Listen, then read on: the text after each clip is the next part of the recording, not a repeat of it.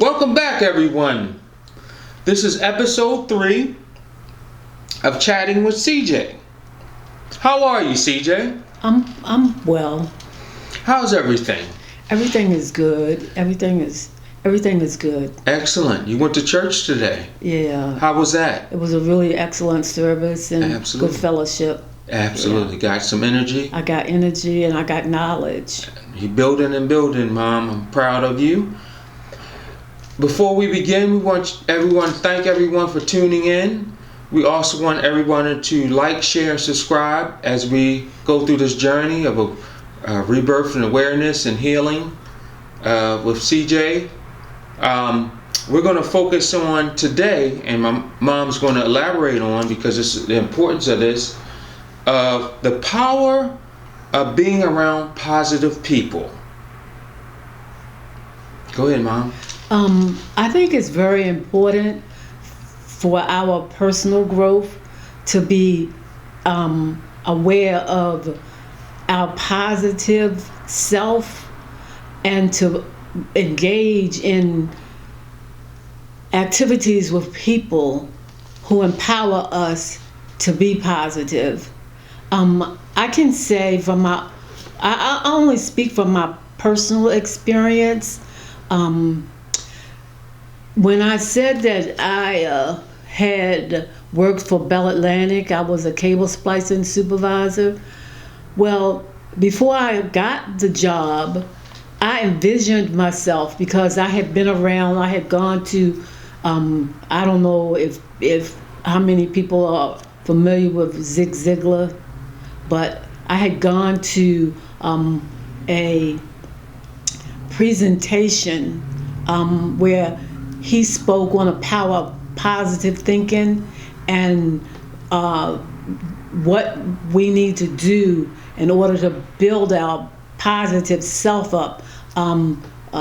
Affirmations, meditation, and being in with groups of people who help to enhance those qualities in ourselves. So before I started working with Bell Atlantic, I'm not sure if I said this before, but I worked at International Harvester at a parts distribution center. And I didn't, it was summertime, the building was made of aluminum, and in summertime it was really hot in there, in wintertime it was cold, and we had to pick the parts that were being sent to the farmers or the distribution centers that were selling the parts for farm equipment, tractor and trailers, and those type of things. So I wanted to leave, and I had found out about the job at Bell Atlantic.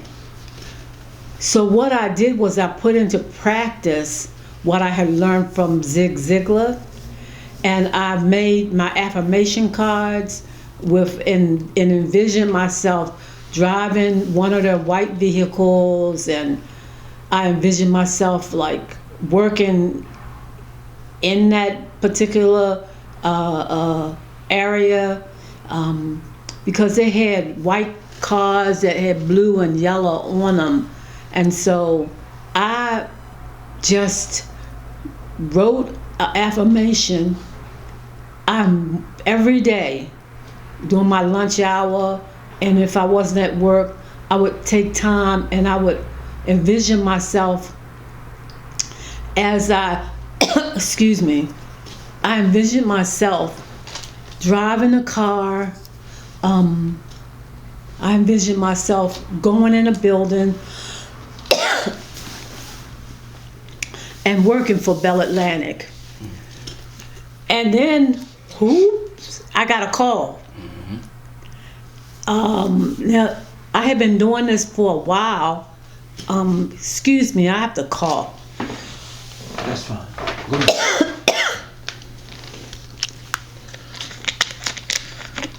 So you envisioned yourself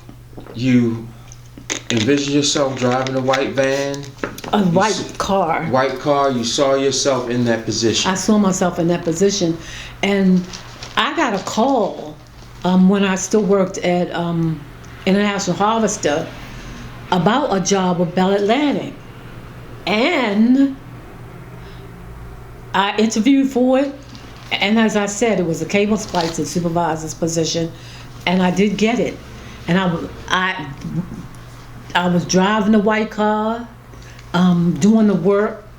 Well, I didn't envision myself as being a cable splicing supervisor. I didn't envision myself at a particular job, but with the company. But I was like, I got the job, and I really, really, really did enjoy it. Well, Mom, let me ask you real quick, because being around positive people, who were some of your most positive advocates during that time to kind of empower you? Did you have anybody? Well, I had a friend who worked at Bell Atlantic. Her name was Tally. We would get together and we would talk.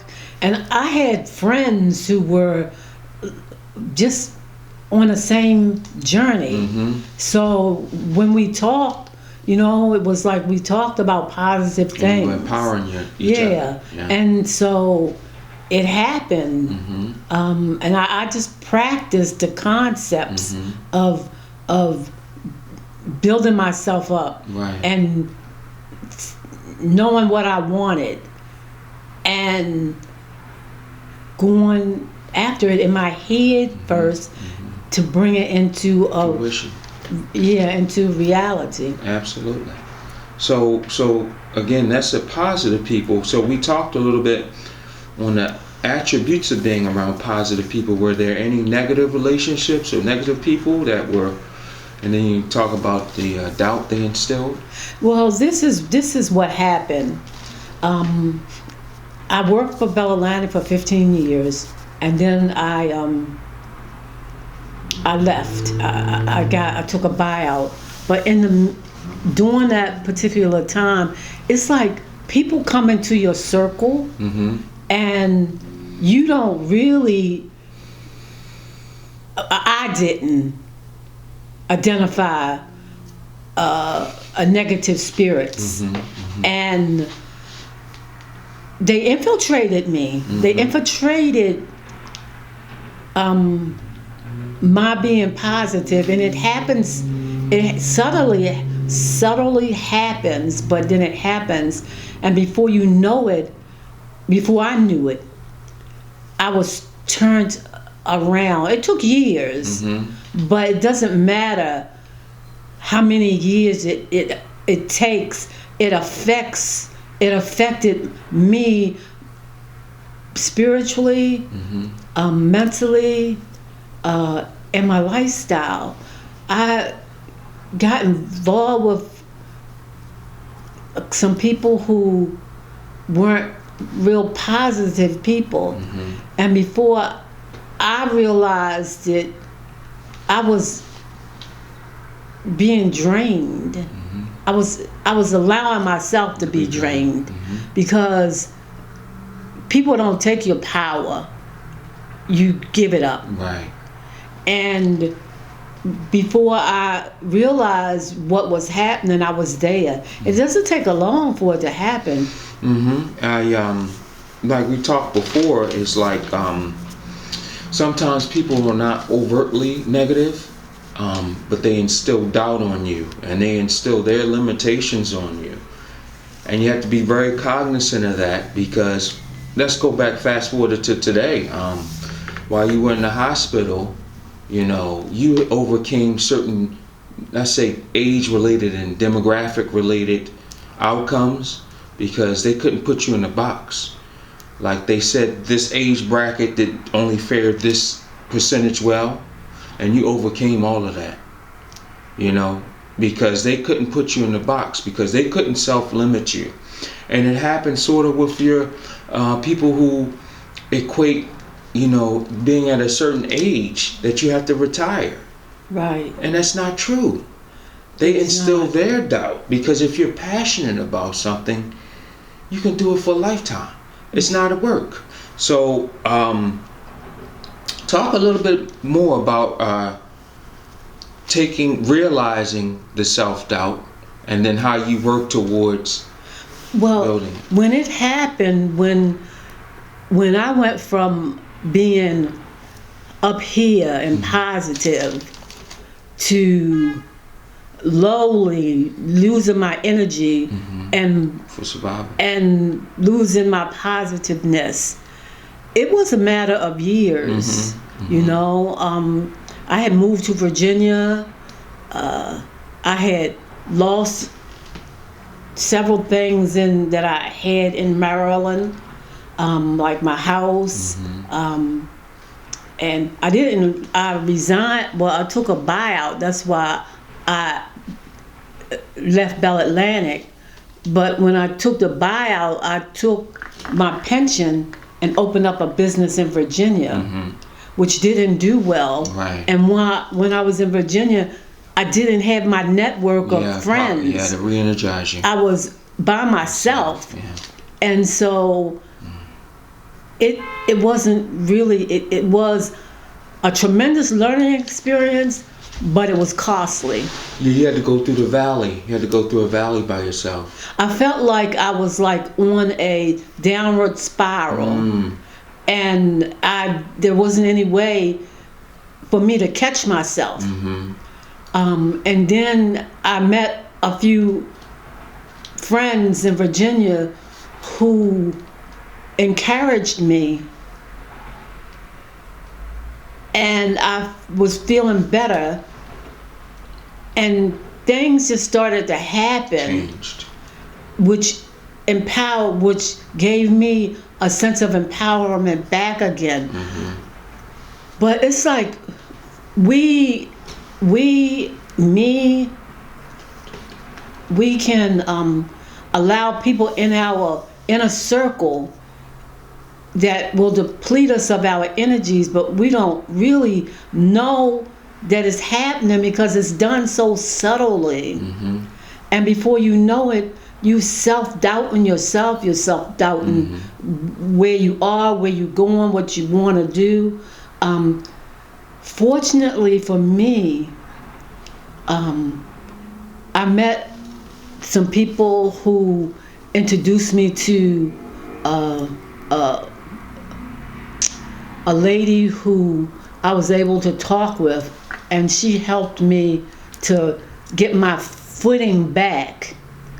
I'm talking about, this was years of downward spiraling. Because you say you were in Virginia for 17 years, I was in Virginia for 17 years, right? And then I came back to Baltimore after I graduated from Virginia State with my master's. So it was... Where did you talk to this lady? Was she in Virginia? She was in Virginia. She was she was finishing up her master's, and she was working on becoming a licensed social worker. So it was the right time. So it was excellent time, and she worked at a hospital, and I can't remember who referred me to her, but we talked, and I would go over to Hopewell, to the hospital, to meet with her every week for months. And then I was able to get my footing back and start moving myself back in a positive state of mental health. And I've been able to, you've been a great source and a great foundation for me in my times of doubt, so you have shared that information with me. And I want you to highlight, that is part of your gift, Mom, and we worked at Marian House, and where this will go with this podcast is instilling a positivity with the people who are listening, So you say that, how long do you think it took you kind of to get back your footing back? About 20 years. Yeah. What happened? About 20 years. Right. Because I was in Virginia for 17 years. Right. And that's when I started my downward spiral. Right. Mm-hmm. And then I came back to Baltimore. Mm-hmm. And, I mean, it didn't happen overnight. But I started being around positive people again. And it doesn't take much to get caught up It doesn't. in a negative spiral. But I believe that things don't happen just by happenstance, that they happen for a reason. And everything that I've gone through it to bring me to where I am now, so that I can be better, do better, and move forward. Yep, and I can see that and tell you, I talked to you before starting going live. It's like when you had your aneurysm and then you were unconscious for a while, and then they put you into a medicated kind of coma. They medicated you out, and then as your brain was coming back online, I witnessed like a rebirth. It was like watching a child grow. And I likened it, I kept on saying the movie Star Trek on episode 2 when Spock died, and then he kind of grew up fast when he was reincarnated. It's like I saw that in you. And then certain energies, and as my Uncle Bugs always said, that the buzzards, when they thought you about to pass, they started flying around, They started flying, and people who don't bring good energy wanted to be by your bedside. So I had to protect that energy. That energy. It was about the energy and keeping your strong core of friends around, and just keeping kind of an overwatch as you were coming back online and your consciousness was getting stronger. So I saw that. I was able to see something that you have a core wittiness to you, that you're very aesthetically, you like the touch and feel of certain things in your mind, how your mind was working. But all of that had to be protected so that you can regain and reclaim who you are. Right. That brings you right here, and that you fully are able to tap back into that creativity you say you lost. Right. And this is the time, and we speak on this with this podcast, is that you don't have to do it alone. Everybody don't have to do it alone. You can create a network, right, with this podcast, and then branch off into other things about the positive, and build off of what you've learned, just like the lady in Hopewell built off of what she learned, and each one can help one, right, and become stronger and stronger. So Mom, we're 17 minutes in, so let's talk. We want to talk about anything else? I just want to say that for me, doing a podcast is opening up a avenue, a way to engage with other people, and to bring forth power, because we do have it's power in positiveness, and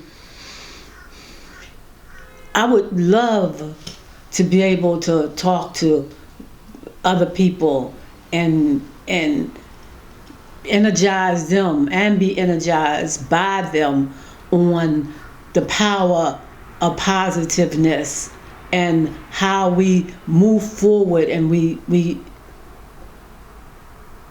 build on it. I agree, Mom, and we're going to work on that. So first off, the YouTube page is the foundation. That's the tree with the roots in the ground.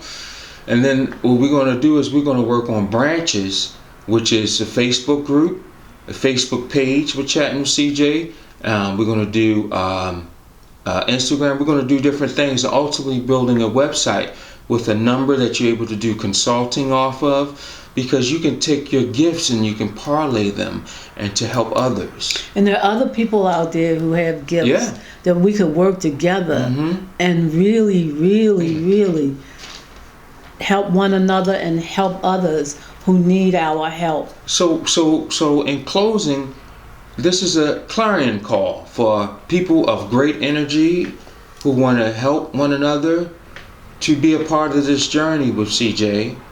I'm committed to recording her, getting her stuff off the ground so that she can fully blossom and giving her peace of mind and allowing her the time to fully re-engage and be come into the full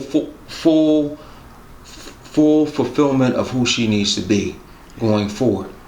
I want to say too that I am a Christian, but people come from all walks of life together to form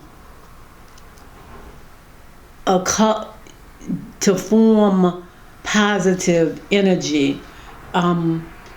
My being a Christian is my way. Mm-hmm. But that's not saying that somebody who is Buddhist or whatever, that's their way. Mm-hmm. We can all come together and collaborate and help one another. And that's what I want to do. So with that, we want to thank you. This is episode 3 of Chatting with CJ. We want you to like, share, subscribe, and continue on with this journey. Feel free to leave your comments. My mom sees all of them and reads them and appreciates them. And let's all become a part of this journey and build on something so beautiful that we can help one another, especially in these times. All right, take care. Good night.